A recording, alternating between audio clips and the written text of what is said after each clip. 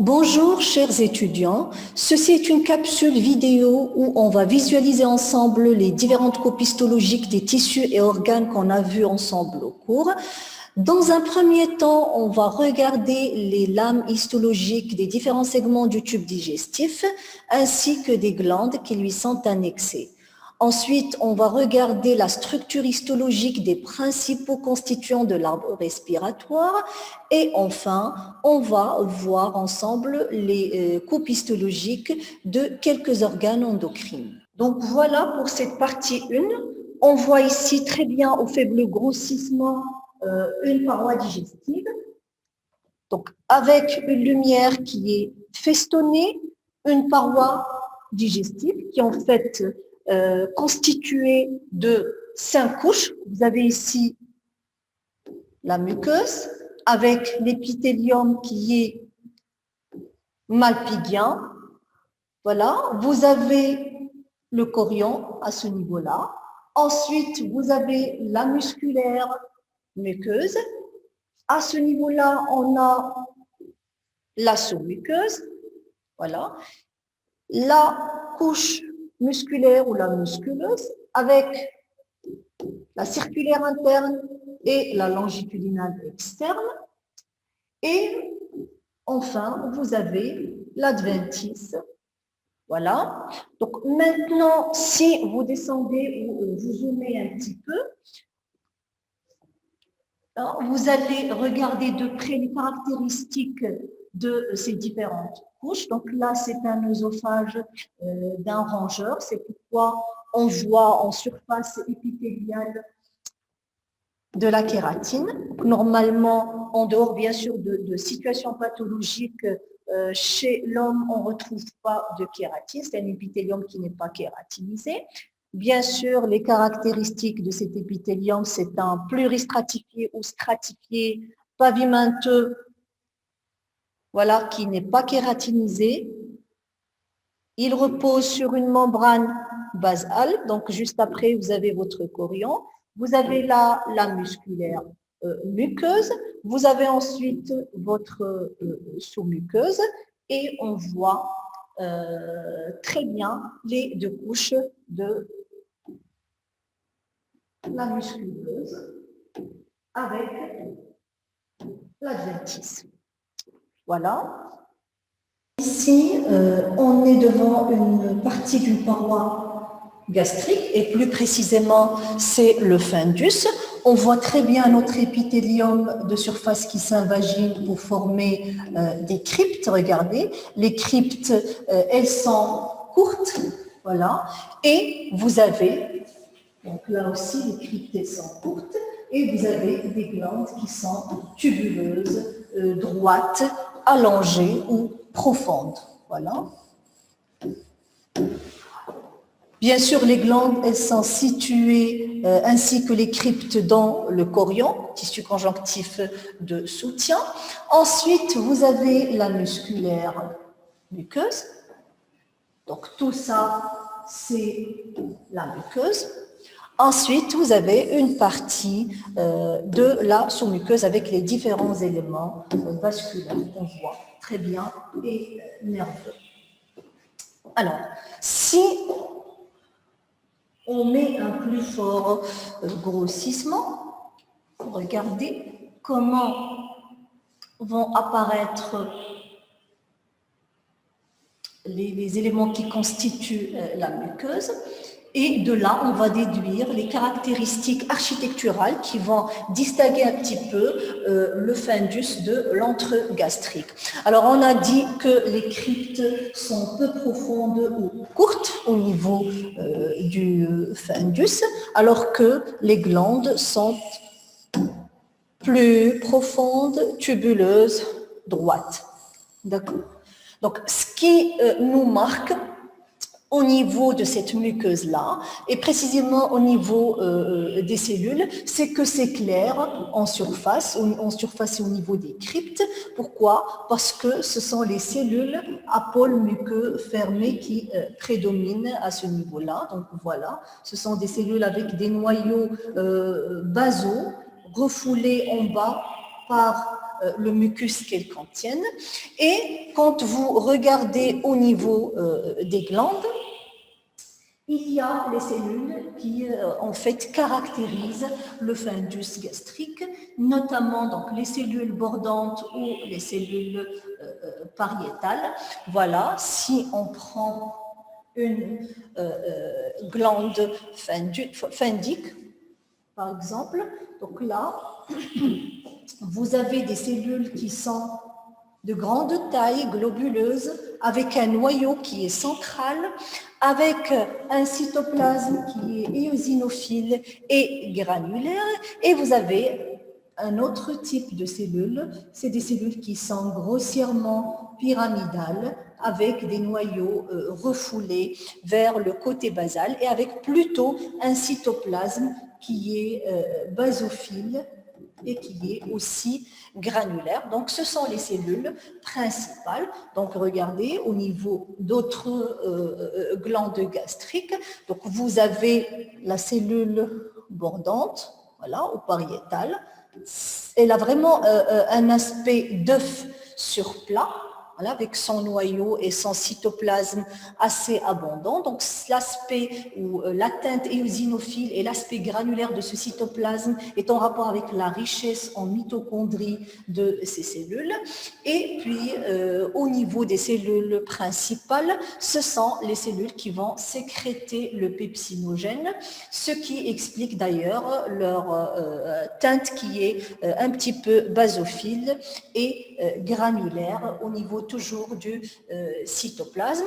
Alors, encore ici, des cellules bordantes. Et à côté des cellules bordantes, si vous descendez en profondeur des glandes gastriques, vous allez vous retrouver avec les cellules à pepsinogène. Ce sont des cellules qui sécrètent donc ces précurseurs enzymatiques, d'où cette teinte violette ou basophile et cet aspect granulaire. Voilà.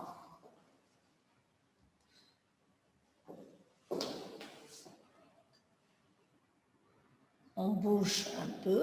Bien sûr, à côté de ces types cellulaires, il y a toujours les cellules endocrines ou neuroendocrines. Ces cellules sont tout le temps au contact de la membrane basale parce que c'est des cellules qui doivent déverser leurs produits ou leurs hormones sécrétées au niveau du courant sanguin. On les visualise mieux quand on utilise des colorations spéciales et des techniques immunohistochimiques. Alors là, voilà une autre glande coupée transversalement, juste pour vous montrer encore ces cellules principales. Les voilà, avec leur cytoplasme basophile. Donc on en voit beaucoup si vous regardez aussi cette glande. Et ils sont juste à côté de cellules bordantes. Donc les cellules neuroendocrines, c'est des cellules qu'on retrouve directement contre la membrane basale. Elles sont caractérisées par un cytoplasme qui est clarifié et des noyaux ronds et centraux. Bien sûr, vous les visualiserez encore mieux si vous êtes ou là, si vous utilisez des colorations spéciales et de l'immunohistochimie. Donc voilà, maintenant, vous pouvez repérer facilement les différents types de cellules dont on vient de parler et qui vont différencier aussi entre fundus et entre gastrique. Voilà. Pour l'entre-gastrique, regardez très bien cet épithélium qui est bien sûr toujours cryptique. Qu'est-ce qu'il va faire? Il va s'invaginer en profondeur pour former cette fois-ci des cryptes qui sont assez profondes. Regardez là, les cryptes, elles sont vraiment assez profondes. Par contre, les taches glandulaires ou les glandes sont très courtes et ramifiées. Donc, on le verra de près. Voilà. Vous avez des glandes qui sont vraiment ramifiées, très courtes. Voilà. Voilà. Alors, On continue avec ce faible grossissement pour voir le reste de cette paroi antrale. Bien sûr, la muqueuse, ça va s'arrêter à ce niveau-là, comme ça. Voilà. Faites de l'épithélium et des glandes au niveau du chorion. Vous avez ici la musculaire muqueuse et là, une partie de la... bien, c'est toute la muqueuse en fait, avec les structures vasculaires. Et là, on commence à voir les faisceaux musculaires lisses de la couche musculaire qui commence à ce niveau-là et qui se continue. On verra. Voilà, si on descend encore, on arrive à voir la musculeuse, toujours qui est faite de 3 couches. On est toujours au niveau de l'estomac. Et bien sûr, elle est recouverte vers l'extérieur par du tissu conjonctif vascularisé et surtout ce tissu conjonctif ou conjonctivo-adipeux que vous voyez très bien à ce niveau-là. Regardez. Il est tapissé par un revêtement mésothélial pour former ce qu'on appelle la séreuse gastrique. Voilà. Donc maintenant, on retourne à notre muqueuse. Voyez, juste pour voir un petit peu les caractéristiques cytologiques, à la différence du fundus qu'on vient de voir, on note déjà la prédominance des cellules à pôle muqueux fermé. Voilà. Voilà, aussi bien au niveau des cryptes qu'au niveau glandulaire. Il y a aussi les cellules neuroendocrines avec leur cytoplasme qui est clarifié. Il y a bien sûr les cellules de régénération et on ne note pas la présence de cellules bordantes et de cellules principales, sauf si on est sur un prélèvement de jonction antrophendique, c'est-à-dire le prélèvement a intéressé une partie entre le fundus et l'antre. Donc là, c'est le chorion, tissu conjonctif de soutien, il est vascularisé et il comporte également des cellules du système inflammatoire et immunitaire. Donc, à la différence du fundus, il y a une différence sur le plan architectural, c'est-à-dire on va inverser les paramètres architecturaux. Donc, c'est des cryptes qui vont être assez profondes alors que les glandes vont être courtes et ramifiées. Voilà, c'est l'inverse en fait de ce qu'on a vu au niveau du fundus. Donc, les cryptes qui descendent, voilà, les cryptes qui descendent, et puis les glandes qui sont courtes, qui sont ramifiées. Voilà. C'est les glandes qui se ramifient. Voilà. Et sur le plan cytologique, la présence essentiellement de cellules à pôle muqueux fermées aussi bien en surface qu'en profondeur, à côté des types habituels, cellules neuroendocrines et cellules de régénération. Si vous êtes au niveau d'un prélèvement de la jonction antrophendique, vous pouvez voir aussi la présence, vous notez la présence de quelques cellules pariétales et principales. Alors, après l'antre gastrique, on a ici un duodénum. Alors, on voit très bien la muqueuse qui est sous forme de villosité. Voilà, une villosité. C'est des projections digitiformes ou des évaginations digitiformes au niveau de la lumière intestinale. On voit ici la musculaire muqueuse et tout ça, c'est une partie de la sous-muqueuse qui est caractérisée, comme vous devez bien sûr le constater, de la présence de ces glandes exclusivement muqueuses, qui sont les glandes de Brunner. Donc, caractéristique principale du duodénum. Voilà. Donc, je vais descendre juste, bouger un petit peu l'image pour voir le reste de la paroi duodénale. Donc, la sous-muqueuse avec les glandes de Brunner, les éléments vasculaires et la musculeuse. Donc, la musculeuse, c'est 2 couches. Donc, on revient à 2 couches. Donc, on a dépassé l'estomac où on a 3 couches. Donc, là, vous avez la musculeuse avec la couche circulaire interne, longitudinale externe. Et on arrive à voir des petits plexus ici. Donc, ce sont les plexus nerveux intrinsèques d'Auerbach. Ensuite, vous avez ce tissu conjonctif lâche, toujours vascularisé, qui est fermé à l'extérieur par un revêtement mésothélial et on parle de séreuse. Voilà, donc ça c'est pour la paroi duodénale. Donc maintenant, on va regarder un petit peu la muqueuse. Déjà, la sous-muqueuse, elle soulève la muqueuse. Et au niveau de la muqueuse, on note cette architecture en villosité.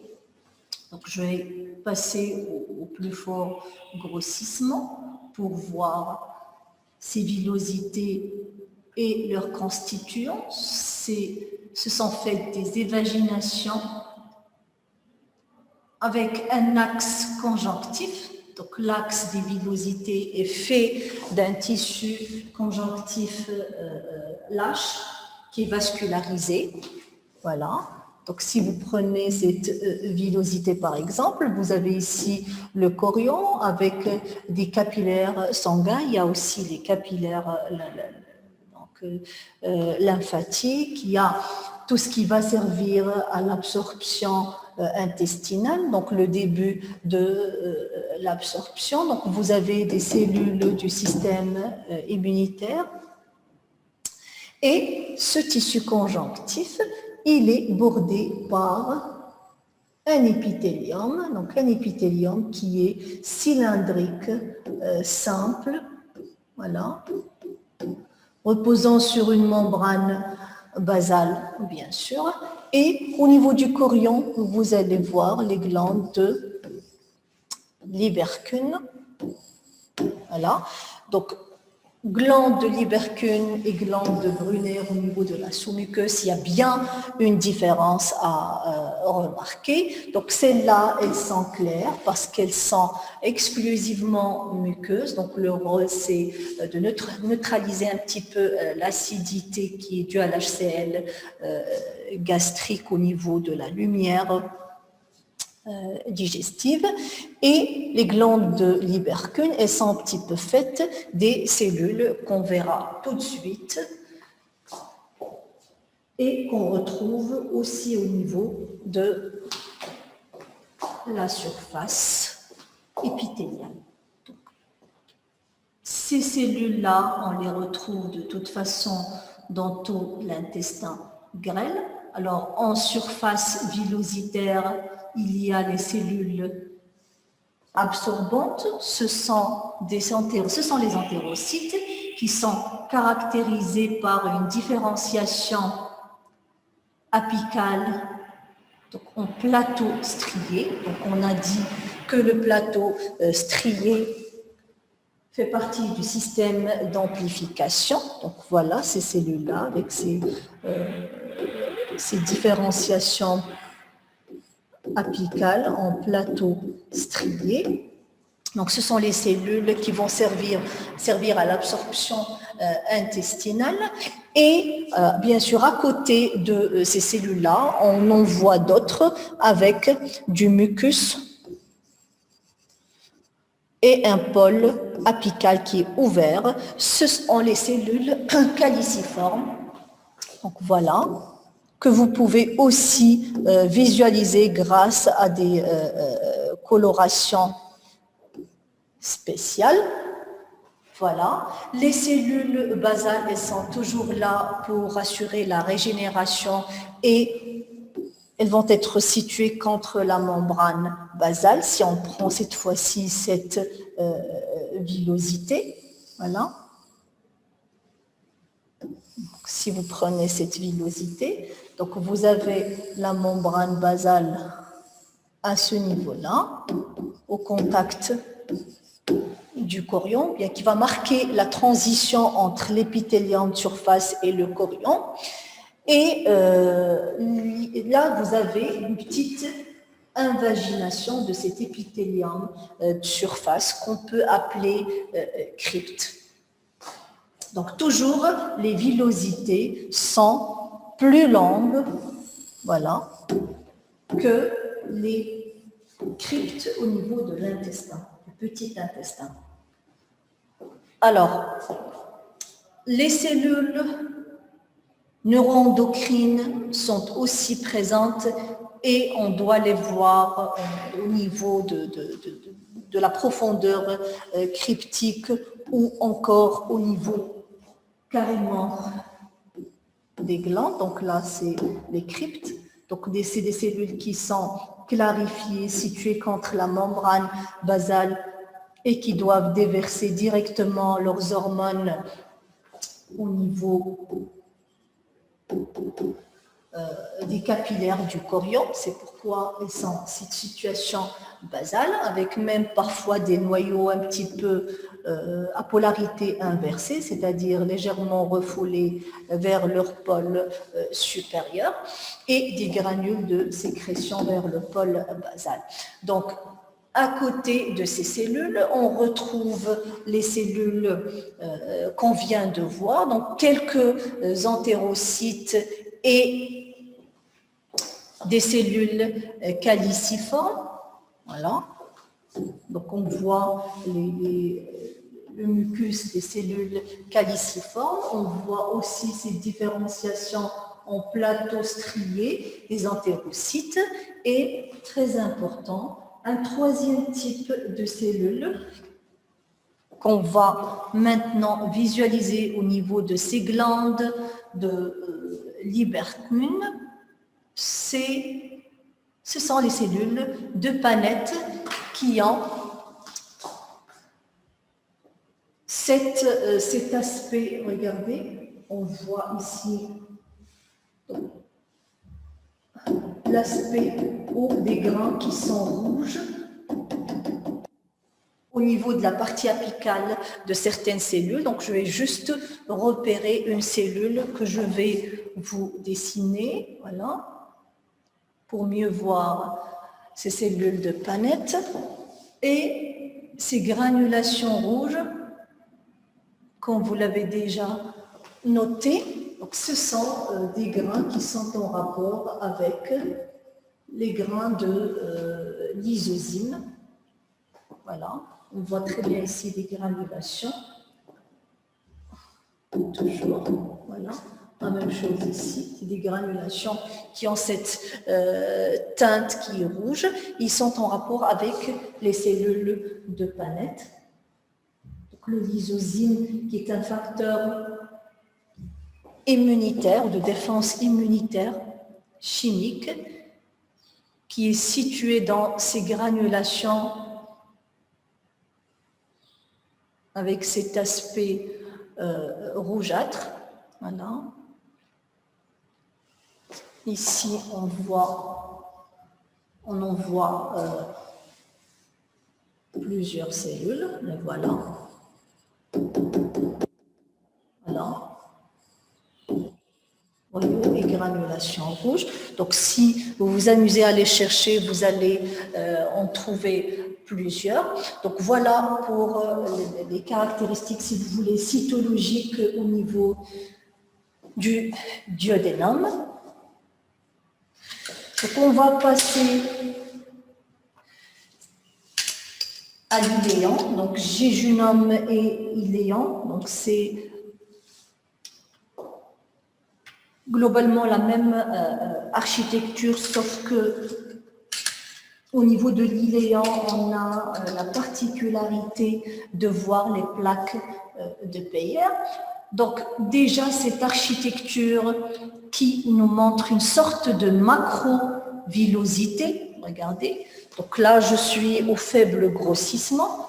J'ai ici ma lumière, j'ai ici une macro-villosité avec les villosités comme les villosités qu'on vient de voir au niveau du duodénum. Regardez que l'axe de cette macro-villosité, il est assez étroit et si on descend un petit peu, il est plus allongé que ce qu'on a vu au niveau du duodénum. Voilà, une deuxième valvule connivente. Donc on appelle ça valvule connivente, justement.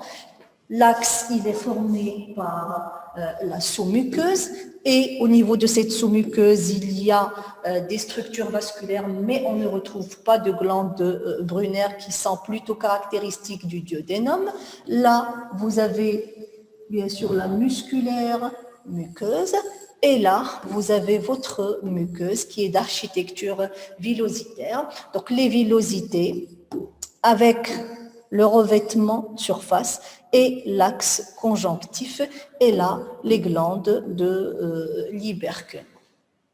Bien sûr, ces valvules conniventes qui sont des replis de la sous-muqueuse vont être revêtues par la muqueuse qui dessine cette architecture villositaire. Donc si on fait bouger notre lame vers le bas, après la sous-muqueuse, donc tout ça c'est la sous-muqueuse, on va voir la musculeuse. Donc la musculeuse en deux couches. Voilà. Donc la musculeuse, en fait là ce sont des faisceaux de la couche interne et là c'est la couche externe, donc la coupe n'est pas bien faite, mais tout ça c'est la musculeuse et là vous avez le tissu conjonctif fermé ou bordé par un mésothélium pour former la sérose. Voilà. Donc, sur le plan cytologique, exactement, vous avez les mêmes types qu'on a vus au niveau du duodénum. Donc, rapidement, on a ici, je vais encore agrandir. Voilà. Peut-être je vais avoir une villosité. Voilà.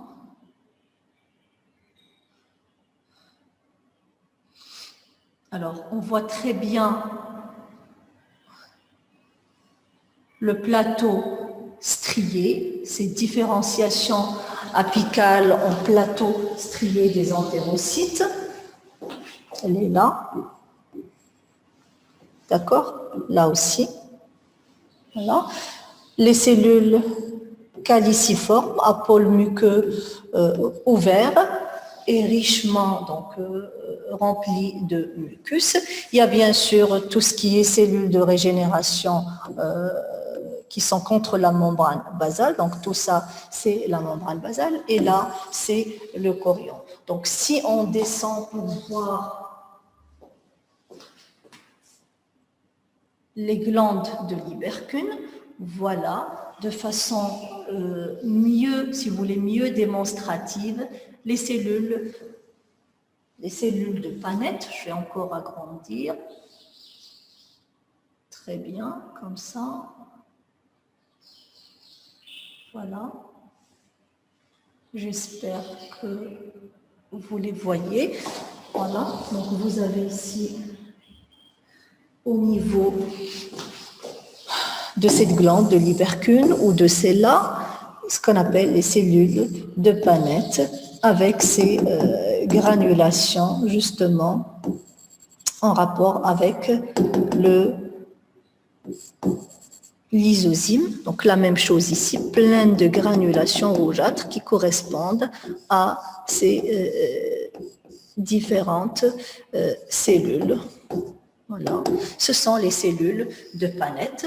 Bien évidemment, les cellules. Donc, regardez ici, là, le plateau strié, on voit très bien, donc de façon meilleure. Voilà, cellules caliciformes, pôle muqueux ouvert.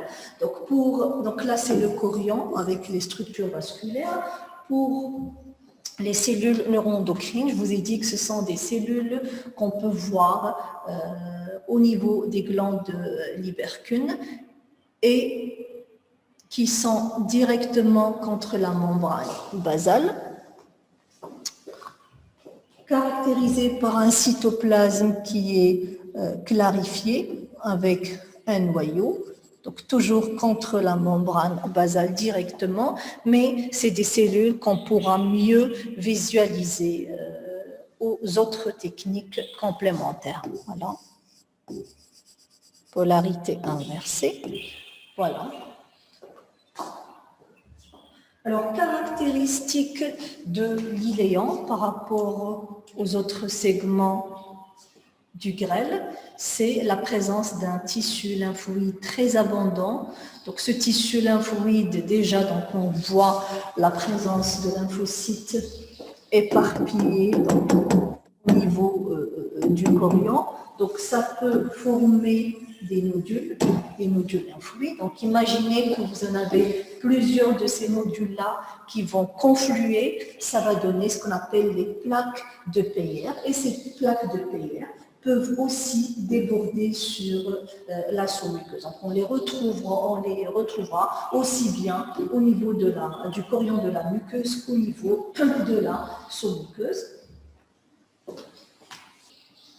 Parfois, ces plaques de Peyer sont, voilà, regardez ce nodule-là qui soulève un petit peu, qu'il est assez grand. Regardez, il soulève cette villosité, ça efface, ça la rend un petit peu trapue. Voilà, il soulève le revêtement de surface. On peut même voir des nappes de ce tissu lymphoïde. Alors là, je vous montre la paroi colique. Donc là, on a une partie de cette paroi avec la muqueuse à ce niveau-là. Donc la musculaire muqueuse et l'asso-muqueuse avec une partie de la musculeuse. Donc si on bouge notre lame, voilà, on a les deux couches de la musculeuse. Voilà. Voilà. Et vous avez ce tissu conjonctif en périphérie qui va aussi être tapissé par un revêtement mésothélial. Voilà. C'est un épithélium qui est simple, aplati, voilà, et qu'on voit très bien ici. Donc c'est la séreuse. Voilà. Alors au niveau du côlon, comme vous l'avez bien vu, on retourne à notre muqueuse. C'est un épithélium qui décrit des cryptes. Regardez, donc vous avez un épithélium qui décrit des cryptes. Voilà. Vous avez des glandes. Donc ces glandes, elles sont plus claires que celles qu'on avait vues au niveau du grêle. Pourquoi? Parce que elles sont riches en cellules caliciformes. Donc là, on voit du tissu lymphoïde, des petits nodules lymphoïdes qui continuent à être présents au niveau de la muqueuse colique et parfois même à cheval sur la sous-muqueuse. Alors, on regarde les cellules qui constituent cet épithélium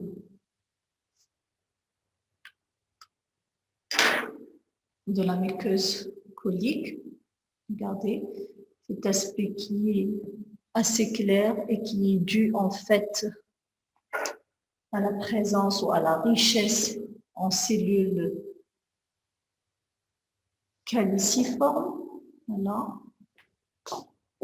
Aussi bien au niveau, ici, au niveau des cryptes, regardez, plein de cellules caliciformes, qu'au niveau des glandes de l'hypercune, en surface, c'est-à-dire au niveau des épithéliums de surface, il y a des cellules absorbantes. Donc, ça rappelle, donc, ce sont des entérocytes, quelques entérocytes qu'on retrouve en surface qui vont assurer une petite fonction, toute petite fonction d'absorption.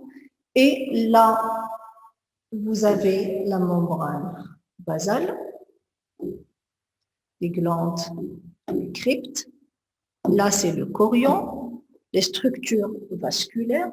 Et au niveau des glandes, on peut aussi voir les cellules neuroendocrines. Alors là, je visualisais à ce niveau-là une cellule neuroendocrine avec son cytoplasme qui est clarifié et situé contre la membrane basale. La même chose ici.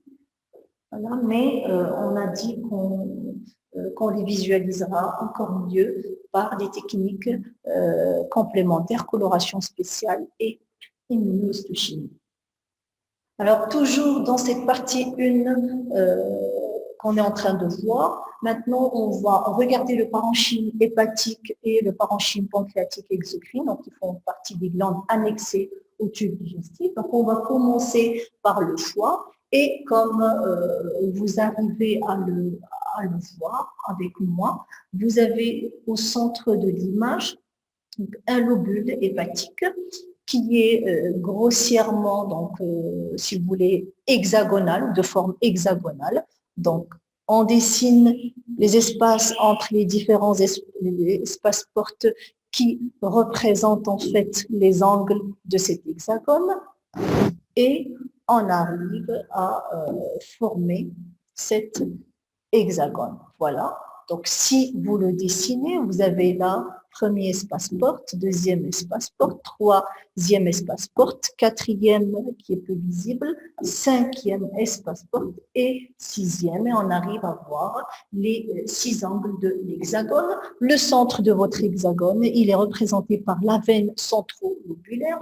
Et à partir de cette veine centrolobulaire, il y aura une trame réticulinique de soutien qui va partir, qui va aller irradier vers la périphérie de votre lobule ou de l'hexagone pour fondre avec le tissu conjonctif collagénique qu'on retrouve au niveau des espaces portes. En fait, cette trame réticulinique qui irradie comme ça, elle va être responsable de cette architecture aussi trabéculaire. Donc, on parle de travée hépatocytaire au niveau de l'âme hépatocytaire au niveau du foie. Voilà. Donc, regardez ces travées hépatocytaires qui vont délimiter entre les espaces ou les capillaires sinusoïdes. Donc là, on a des travées.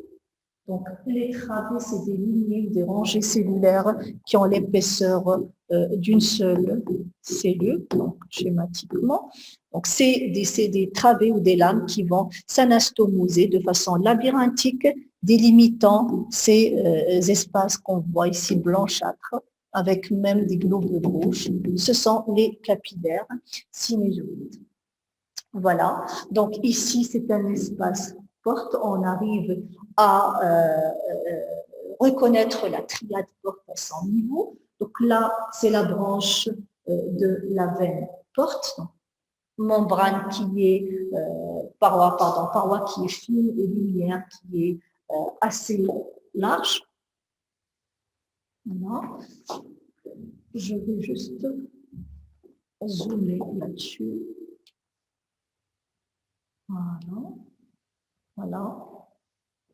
Vous avez le canal ou la branche donc là, la branche de l'artère hépatique avec une média, donc une paroi qui est assez épaisse, donc des lymphatiques, et on voit ici notre canal biliaire avec un revêtement épithélial cubo-cylindrique. Bien sûr, on peut aussi voir des filets nerveux à ce niveau-là. Donc maintenant qu'on a zoomé sur l'espace porte, on voit très bien les lames ou les travées hépatocytaires avec entre elles les sinusoïdes. Voilà. Donc les hépatocytes, déjà à ce grossissement, sont des cellules qui sont polygonales ou polyhydriques. Voilà, comme un petit peu le lobule hépatique, avec un noyau, parfois deux noyaux, donc c'est des cellules qui sont très actives, et surtout un cytoplasme qui est granulaire et qui est éosinophile en rapport avec la richesse en mitochondries et aussi la richesse en glycogène. Alors, voilà, on peut aussi encore agrandir. Voilà, cet aspect qui est, cette forme déjà qui est polygonale de l'hépatocyte ou des hépatocytes. Donc là, vous avez un hépatocyte qui est binucléé. On voit très bien le nucléole qui est bien visible et qui témoigne de l'activité riche du foie. Donc là, entre les lames hépatocytaires ou les travées hépatocytaires, vous avez les capillaires sinusoïdes.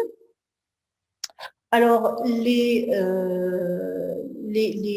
hépatocytes peuvent délimiter entre ce qu'on appelle les canalicules biliaires. Donc, ces canalicules biliaires peuvent être visibles surtout lorsqu'il y a une accumulation à leur niveau de bile. C'est entre, par exemple, deux hépatocytes contigus.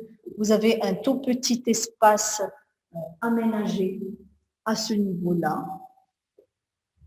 Voilà, un petit espace aménagé entre deux hépatocytes voisins. Donc, il n'a pas de paroi propre, mais la paroi de ce petit espace est faite par les membranes cytoplasmiques de ces deux hépatocytes. Donc, c'est à ce niveau-là qu'on a les canalicules biliaires. Voilà. Au niveau des, bien sûr, des capillaires sinusoïdes, on a parlé de l'espace de 10, donc difficile à voir ici en microscopie optique.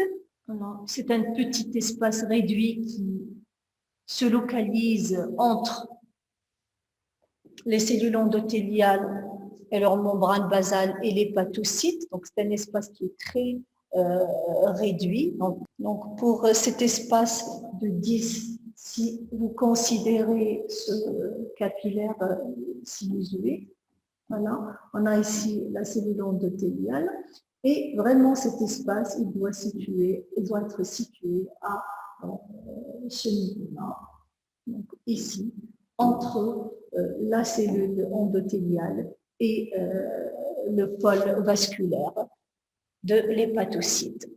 Il est encore mieux visible en microscopie électronique.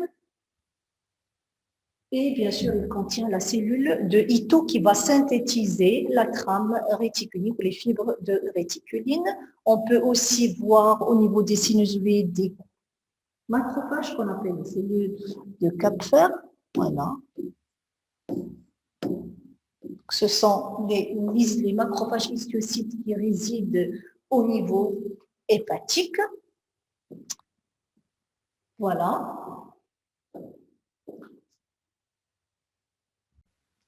Donc, pour le pancréas, on va voir aujourd'hui la partie, si vous voulez, exocrine de cette glande qui est amphicrine. Donc, déjà, quand vous le voyez, vous avez des lobules qui sont séparés ou délimités par des septa fibreux et où on trouve aussi des tissus adipeux de plus en plus abondants avec l'âge. Bien sûr, on va s'intéresser à cette partie exocrine, maintenant qu'on est au niveau des glandes annexes du tube digestif. Donc, la partie exocrine est faite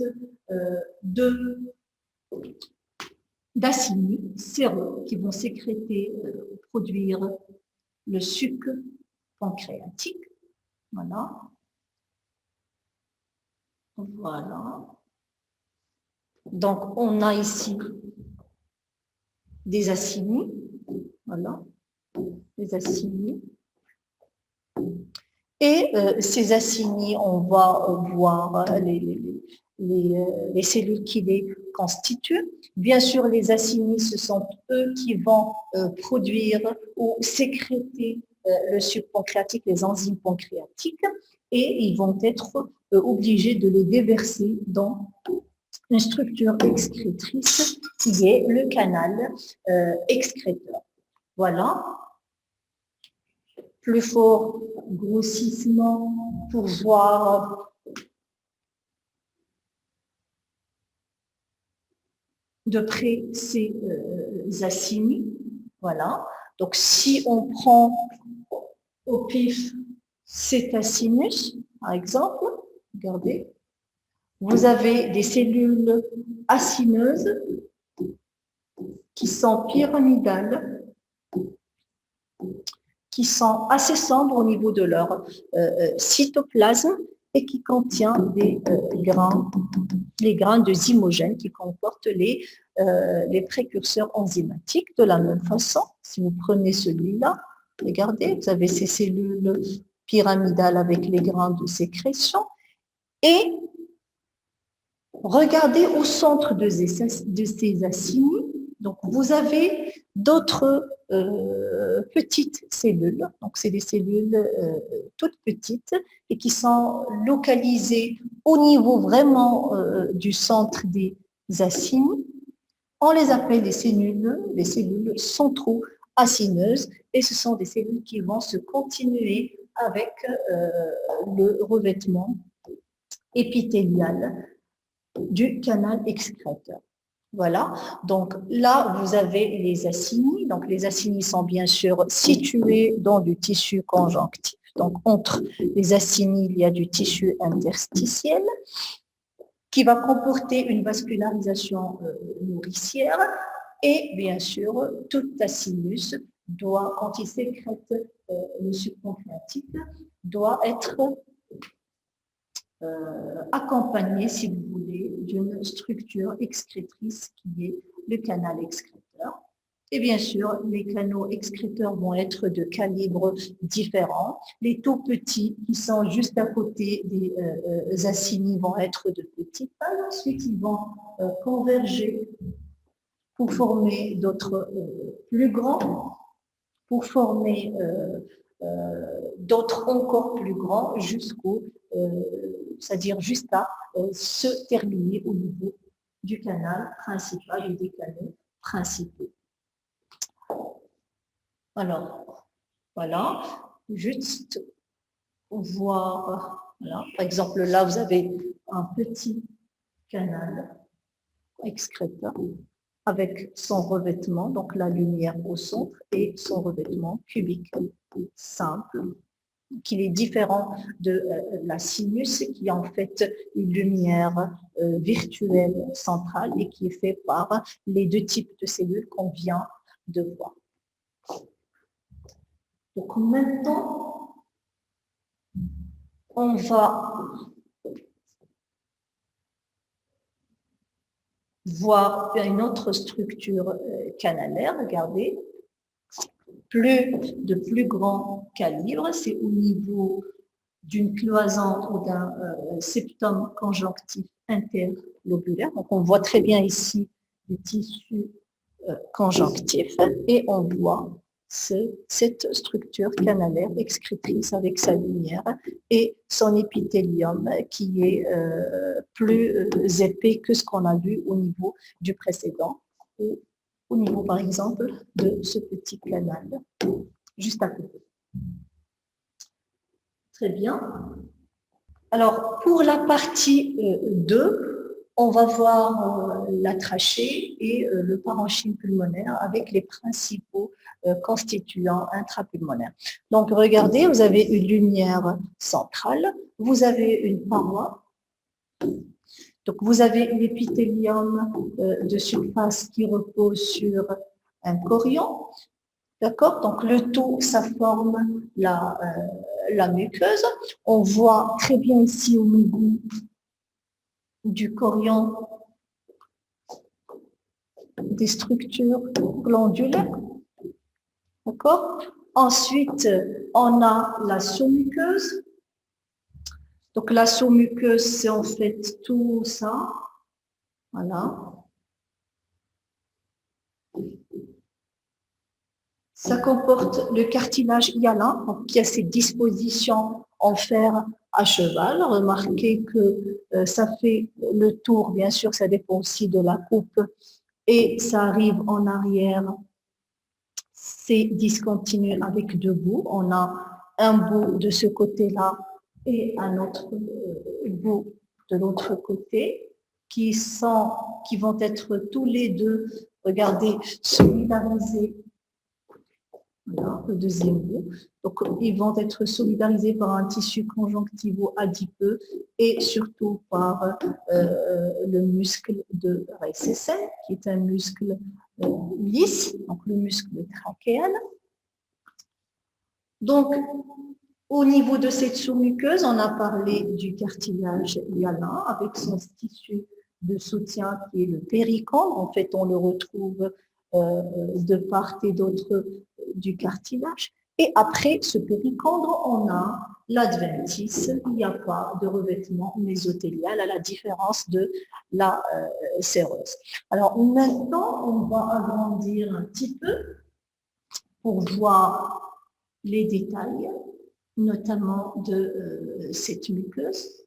Vous voyez ici le revêtement épithélial qui est de type respiratoire.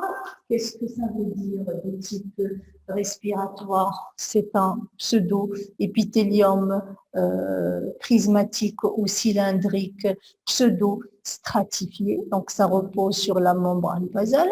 Il comporte des cellules caliciformes, mais aussi des cellules avec une différenciation apicale, donc des projections ciliaires.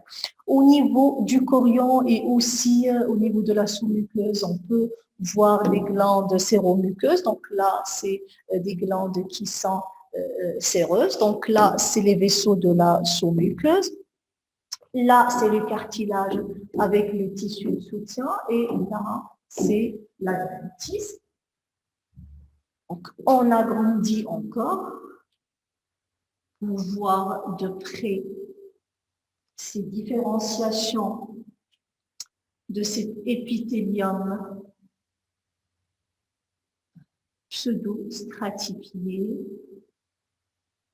cylindrique ou prismatique, cilié, avec la présence de cellules caliciformes. Donc, on voit ici les projections ciliaires. Voilà. D'accord? Donc, les cellules sont majoritairement faites de cellules plus hautes que larges. Donc, il y en a d'autres au niveau du pôle basal. Donc, là, c'est la membrane basale. D'accord? Il y en a d'autres qui sont directement au contact de la membrane basale. Donc, il y a les cellules à pôle muqueux ouvert ou cellules caliciformes avec du mucus. Toutes les cellules, en fait, reposent sur la membrane basale. Les noyaux sont à des hauteurs différentes. C'est ce qui donne cet aspect pseudo-stratifié. Alors, là, ce sont les glandes. Quelles sont c'est des glandes qui sont séreuses. On peut les retrouver ailleurs, au niveau du chorion, au niveau aussi de la sous-muqueuse. On va essayer de faire le tour. Donc, on voit très bien les caractéristiques de cet épithélium. Voilà, d'autres glandes. Voilà, d'autres glandes. Voilà.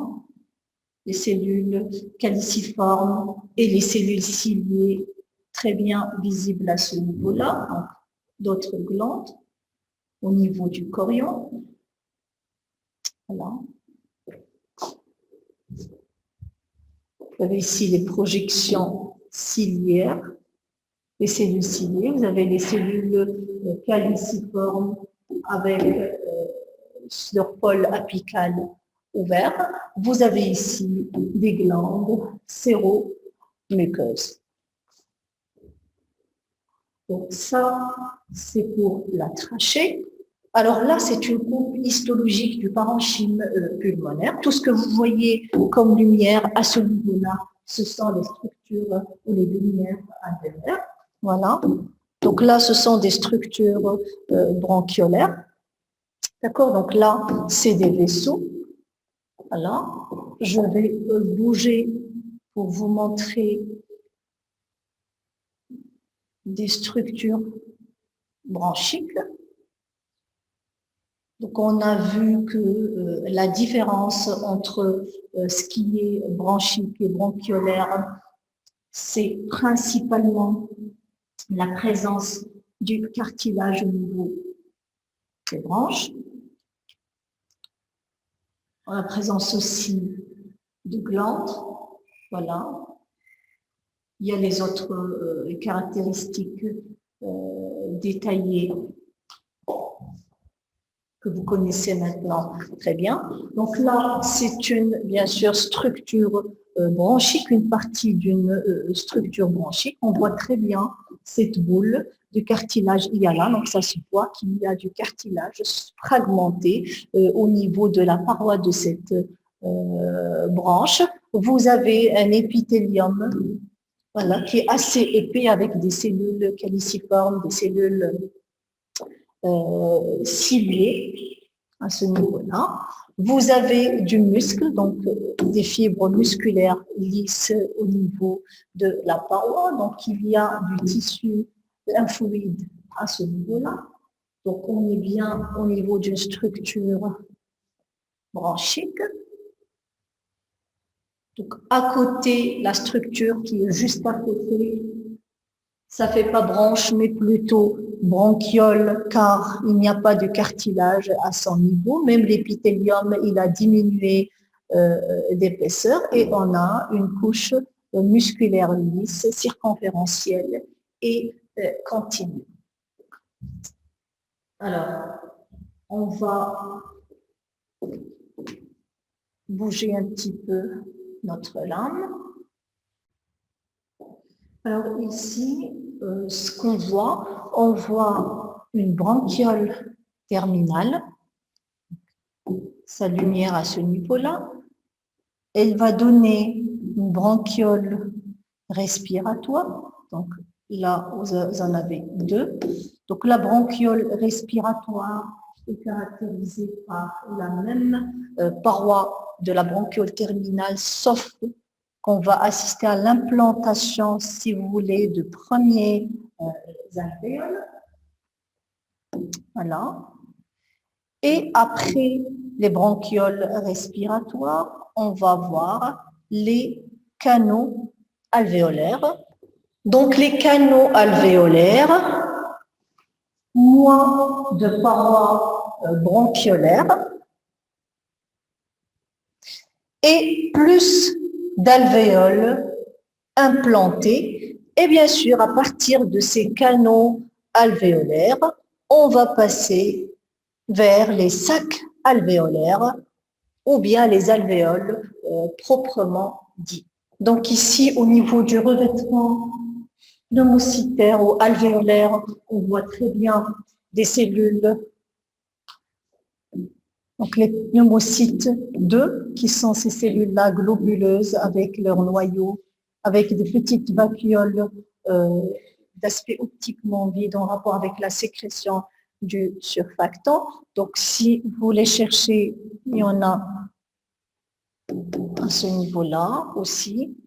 D'accord? Et à côté de ces cellules pneumocytaires de type 2, il y a les cellules pneumocytaires 1. Ce sont en fait des cellules aplaties, donc avec des noyaux qui sont aplatis et avec des prolongements, ce qu'on appelle des voiles cytoplasmiques assez étendues. Ça recouvre en fait le maximum de la surface. Ce sont des cellules qui sont minoritaires par rapport aux pneumocytes 2, mais grâce à leur voile cytoplasmique étendue, ils recouvrent un maximum de la surface alvéolaire.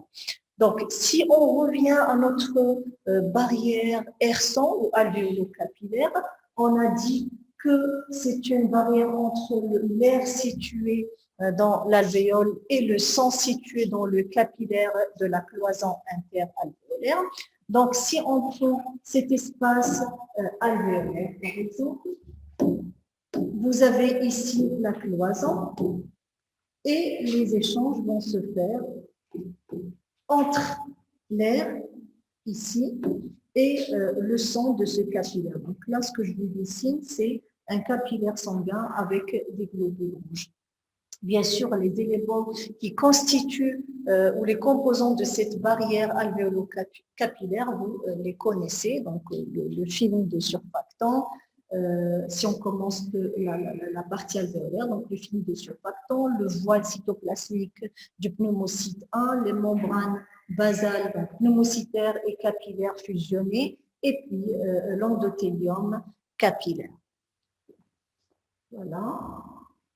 Donc, comme vous le constatez très bien, on voit ici d'autres pneumocytes type 2. Et à l'intérieur des espaces alvéolaires, on peut voir les macrophages alvéolaires. Donc, c'est des macrophages qui sont libres et qui vont avoir le rôle de phagocytose, de tout ce qui est poussière. Donc, les poussières qui arrivent aux alvéoles, les agents pathogènes qui peuvent être à ce niveau-là. Donc, ce sont des cellules macrophagiques qui sont libres au niveau des lumières alvéolaires.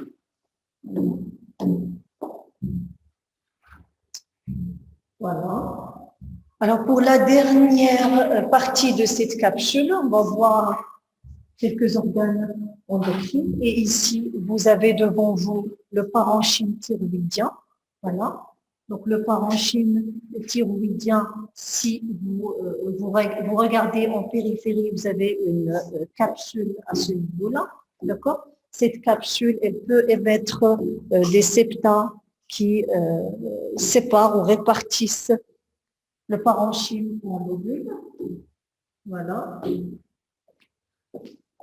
Bien sûr, ils sont vascularisés, ces septa ou ces cloisons fibreuses. Et à l'intérieur de chaque lobule, il y a des structures sphériques,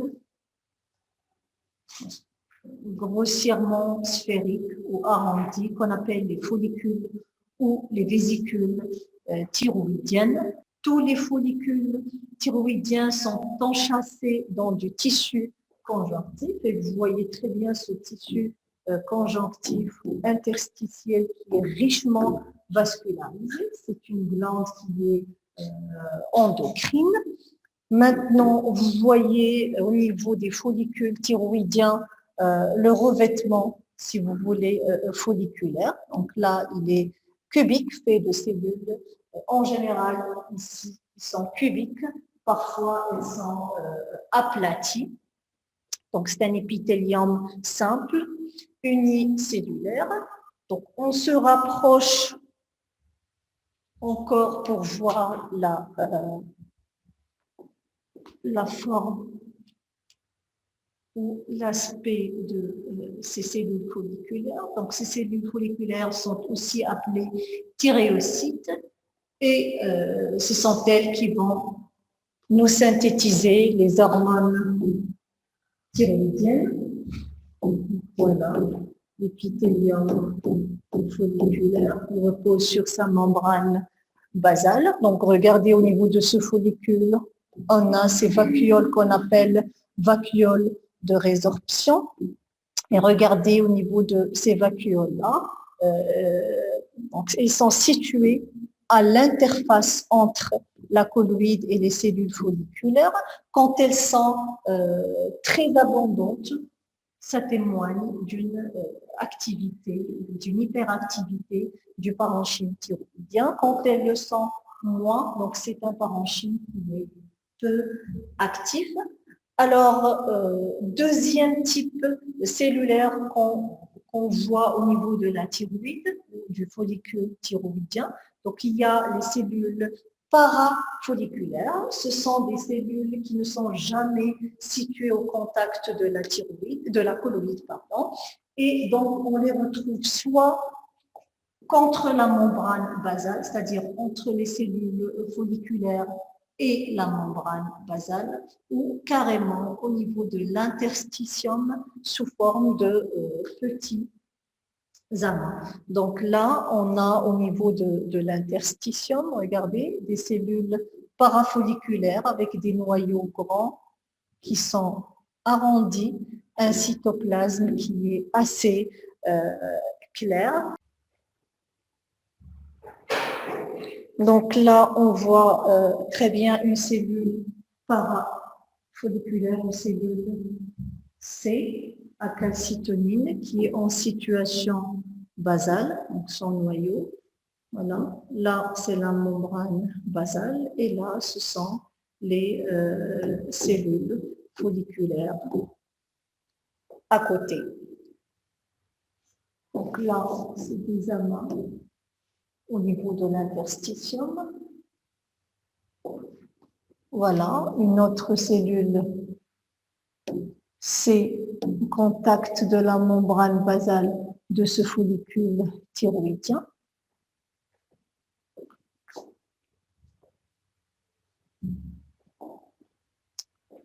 Voilà. Donc maintenant, on va passer à la glande surrénale. Donc là, c'est la glande surrénale avec son cortex et sa médulaire. Voilà. Donc là, c'est la capsule qui engaine la surrénale. Et si on regarde le cortex surrénalien, en comparaison à la médulo-surrénale, il est d'aspect qui est assez clair parce qu'il est majoritairement représenté par cette couche fasciculée qu'on voit très bien à ce niveau. Donc maintenant, on va agrandir pour voir un petit peu les différentes couches déjà du cortex surrénalien. Donc, après la capsule, on a la glomérulée.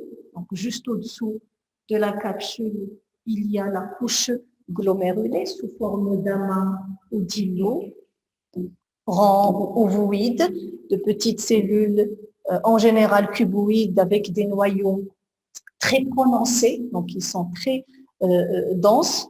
Voilà, une petite cellule avec leur noyau et un cytoplasme qui est éosinophile. On remarque aussi la présence de gros capillaires sanguins ou de capillaires larges entre ces îlots. Et juste après cette zone donc capillaire, après cette zone glomérulée, on a la zone fasciculée qui paraît très clair et qui s'organise en cordons. Regardez, c'est des cordons qui sont parallèles entre eux et perpendiculaires à la capsule. de la cortico-surrénale. Ces cordons, ils sont faits de cellules contrastant avec les cellules de l'agglomérulé déjà par leur grande taille et par leur aspect clair du cytoplasme. Ce cytoplasme qui montre de petites vacuoles, donc on dit qu'il est micro-vacuolisé, et ces vacuoles contiennent des lipides en rapport avec la sécrétion des glucocorticoïdes, notamment le cortisol. Donc on voit très bien ici les cellules de la fasciculée. Donc ces cellules de la fasciculée qu'on appelle les spongiocytes, car elles sont riches en vacuoles, petites vacuoles à contenu lipidique. Et entre ces cordons parallèles, on retrouve du tissu interstitiel réduit qui est richement vascularisé, donc beaucoup de capillaires sanguins entre ces cellules. Donc maintenant, la dernière couche du cortex surrénalien, c'est la réticulée. Comme son nom l'indique, c'est en fait un réseau anastomosé ou anastomotique de petites cellules au cytoplasme cette fois-ci. Regardez, éosinophiles, donc discrètement, c'est-à-dire contenant de discrets vacuoles clairs. Donc, c'est des travées qui vont s'anastomoser entre elles et qui délimitent entre elles des espaces interstitiels avec des capillaires sanguins. Alors, la couleur de cette couche réticulée contraste avec celle, voilà, donc la réticulée, donc la fasciculée, ça contraste avec l'aspect clair de la fasciculée, et c'est là où va se terminer le cortex surrénalien. Regardez. Je redescends au plus faible grossissement, juste pour encore vous montrer cette transition entre la réticulée et la médullo-surrénale. Donc là, un aspect qui est éosinophile, là, c'est plutôt un aspect qui est faiblement basophile. Et regardez la forme des cellules qui est polygonale ou polyédrique, c'est des cellules de plus grande taille. Voilà. Elles sont caractérisées par la présence de granules, de granulation intracytoplasmique en rapport avec la sécrétion des catécholamines. Voilà. Donc, plusieurs cellules. Et ce qui caractérise aussi cette couche, ou cette, pas couche, mais cette médullo-surrénale, c'est aussi la présence de gros canaux ou lacs veineux. Voilà. Ils sont mieux visibles au faible grossissement.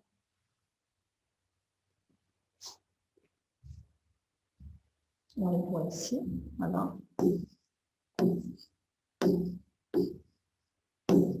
Voilà. Donc ça, c'est la médullo-surrénale. Deux types de cellules, celles qui sécrètent l'adrénaline et d'autres qui sécrètent la noradrénaline. Ça répond au contrôle du système nerveux sympathique. Donc, pour les cellules, il y a des cellules qui sont claires, c'est-à-dire plus claires que d'autres. C'est en rapport avec les granulations qui contiennent ces catécholamines. Donc, pour le pancréas, endocrine. Il se présente sous forme d'amas organoïdes qu'on appelle îlots de Langerhans. Alors là, on voit très bien cet amas organoïde, donc il est rond. Il est fait, regardez, de travées et de cordons de cellules petites de taille par rapport aux cellules acineuses qu'on a vues au niveau du pancréas exocrine. Et cet îlot est parcouru par des capillaires sanguins, donc des capillaires qui vont recevoir ou accueillir les hormones sécrétées par ces cellules. Donc, ce sont des cellules de plus petite taille, d'accord, qui sont là d'aspect arrondi avec un noyau central, un cytoplasme qui est clair par rapport au cytoplasme des cellules acineuses qu'on a vu au niveau du pancréas exocrine. Notez que cet îlot n'est pas encapsulé en périphérie. Maintenant, pour voir les différentes cellules qui sécrètent les différentes hormones, on doit avoir recours aux techniques immunohistochimiques. Voilà. Donc, si on cherche d'autres îlots, on va pouvoir les repérer.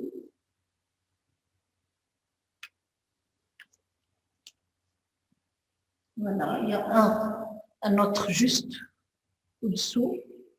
Voilà. D'architecture et de morphologie